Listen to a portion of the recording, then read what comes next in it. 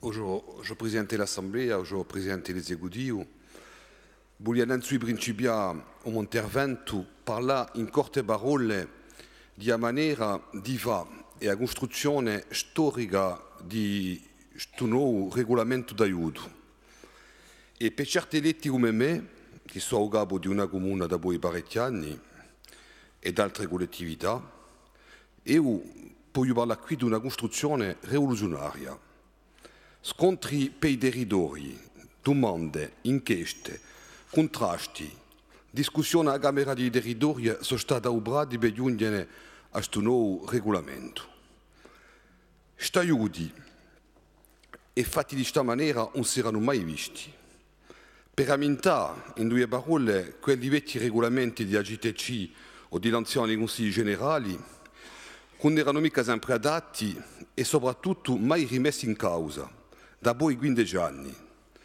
Senza contare che per certi si assomigliano di più a un regolamento d'aiuto per gli amici che a tutti gli eletti. E difficoltà che lo scontro da poi tant'anni è con le lampade l'abisso di politichella, a pro di trasparenza, a parità e a democrazia.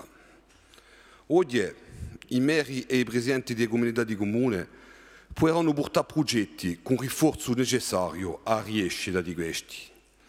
A quelli che dicevano che a noi collettività di Corsica si allontanava dai nostri territori e con i successi del suo lavoro.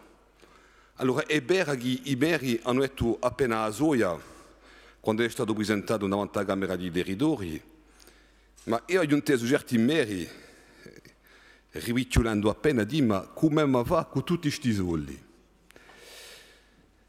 E uno di noi avevamo pane e coltello, allora lavoriamo. La semplificazione di procedure e una porta d'entrata unica vanno di noi a semplificare le cose. L'aiuto 5 anni di noi cresciuto da 20%, 16 milioni di euro, una ucciola, come dicerebbero certi vecchi eletti, la più grande parte di questa crescita per i paesi e qui non una. La nozione di paese primo e la bonificazione fatta in un quadro di scontri di territori con la politica a pro di va i piani locali d'urbanismo.